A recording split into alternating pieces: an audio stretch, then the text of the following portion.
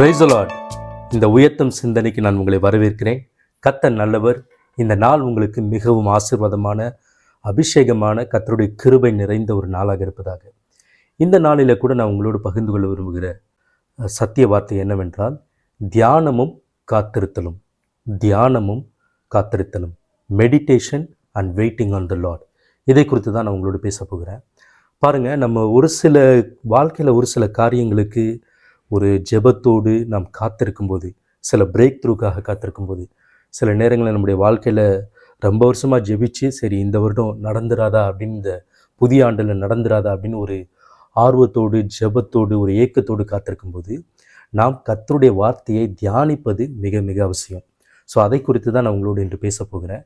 அதற்கு ஒரு best example என்னென்னா, நம்ம ஆதியாகமத்தில் ஈசாக்கை குறித்து பார்க்கலாம். ஈசாக்கு பார்த்திங்கன்னா, தன்னுடைய தாயாகிய சாரால் மரித்த பின்பு அவர் ஒரு ரொம்ப சோகமான ஒரு நிலையில் இருக்கிறாரு. அந்த நிலையில் ஆபிரகாம் என்ன செய்கிறார்னா, தன்னுடைய வேலைக்காரன் எலெயாசரை அந்த தேசத்திற்கு, அவர்கள் விட்டு வந்த அந்த ஆரான் என்ற தேசத்திற்கு அனுப்பி பெண் கொள்ளும்படியாக, தன் இனத்திலிருந்து பெண் கொள்ளும்படியாக அனுப்புகிறார். ஸோ இந்த சமயத்தில் ஈசாக்கு தனக்கு திருமணமாகி தனக்கு ஒரு துணைவியாக ஒரு பெண் வர வேண்டும் என்பதற்காக கர்த்தர்கிட்ட இருந்து காத்துட்ருக்கிறார். பாருங்கள், ரொம்ப ஒரு எதிர்பார்ப்போடு கர்த்தர் நிச்சயமாக ஒரு நல்ல துணையை தனக்கு கொடுப்பாரு அப்படின்னு ஒரு நம்பிக்கையோடு காத்திருக்கிறார். அந்த நிலையில் ஈசாக்கு என்ன பண்ணார் அப்படின்னு பார்த்தீங்கன்னா, நான் உங்களுக்கு காண்பிக்க விரும்புகிறேன். ஆதியாகமம் 24வது அதிகாரம், ஆதியாகமம் 24ல் 62, 63 இந்த வசனங்கள் சொல்லுகிறது. ஈசாக்கு தென் தேசத்தில் குடியிருந்தான். அப்பொழுது அவன் லகாய் ரோயி என்னப்பட்ட துறவின் வழியாய் புறப்பட்டு வந்தான். ஈசாக்கு சாயங்கால வேளையிலே தியானம் பண்ண வெளியிலே போயிருந்து தன் கண்களை ஏறெடுத்து பார்த்தபோது ஒட்டகங்கள் வர கண்டான். பாருங்க, இங்க ரெண்டு முக்கியமான விஷயத்தை பார்க்கணும். என்னன்னா, ஈசாக்கு லகாய்ரோயி எண்ணப்பட்ட துறவு வழியாய் புறப்பட்டு வந்து சாயங்கால வேளையிலே தியானம் பண்ண வெளியிலே போயிருந்தான் அப்படின்னு இந்த ரெண்டு விஷயத்தை நம்ம பார்க்கிறோம். இந்த லகாய்ரோயி உங்களுக்கு ஏற்கனவே தெரியும். நான் இதுக்கு முன்பாக ஆகாரை பற்றி நான் பேசின காரியத்தில் இந்த பீர் லகாய்ரோயி அதை குறித்து நான் பேசியிருந்தேன். லகாய்ரோயி என்பது எல்ரோயி. எல்ரோயி என்பது நமக்கு தெரியும், அது தேவனுடைய நாமம், நம்மை காண்கின்ற தேவன் என்று நாம் அறிவோம் அதனுடைய அர்த்தத்தை. இப்போ என்னை காண்கின்ற தேவன், அதாவது தன்னுடைய வாழ்க்கையில் ஒரு நன்மை நடக்க வேண்டும், ஒரு பிரேக் த்ரூ, ஒரு ஆறுதல் உண்டாக வேண்டும் என்று காத்திருக்கிற ஈசாக்கு என்னை காண்கின்ற தேவன் என்னப்பட்ட துறவின் வழியாக அவர் செல்கிறார். ஸோ நம்ம காத்திருக்கும் போது நம்முடைய தேவன் நம்மை காண வேண்டும், அது ரொம்ப முக்கியம். அவர் காண்கிற இடத்துல அவர் சமூகத்தில் நம்ம இருக்கணும், அது ஃபஸ்ட்டு விஷயம், ரொம்ப முக்கியம். ரெண்டாவதாக சாயங்கால வேளையிலே அவர் தியானம் பண்ணும்படி வெளியே போனார். இப்போ பாருங்கள், வெளியில் போய் அவரோட பிஸியான, அவர் கண்டிப்பாக மிகப்பெரிய, அவர் ஒரு ஐஸ்வர்ய சம்பன்னர் ஈசாக்கு. அந்த இடத்துல கண்டிப்பாக அவருக்கு நிறைய சுற்றி ஒரு பிஸியான ஒரு என்விரான்மெண்ட்டாக இருந்திருக்கும். ஸோ வெளியே போகிறார், அந்த துறவு பக்கமாக போய் அந்த இடத்துல போய் வெளியில் போய் தியானம் பண்ணுகிறார் தனிமையிலிருந்து. ஸோ இந்த தியானம்ங்கிறது என்னென்னா, கர்த்தர் ஆபிரகாமுக்கு பண்ணின வாக்கு தத்தங்களை நிச்சயமாக தியானித்திருப்பார்.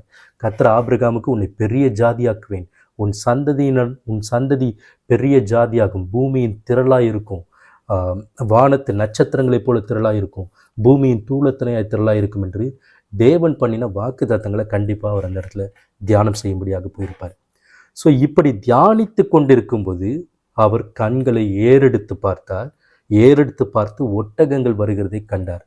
அது என்ன ஒட்டகங்கள் வருகிறதை கண்டார் அப்படின்னு பார்த்தீங்கன்னா, ஒட்டகத்தில் எலெயாசர் போய் அந்த ஆரான் என்கிற இடத்துல போய் அவருடைய இனத்தாலாகி, ஆபிரகாமுடைய இனத்தாலாகி அந்த ரெபேக்காலை அழைத்து கொண்டு வருகிறார்.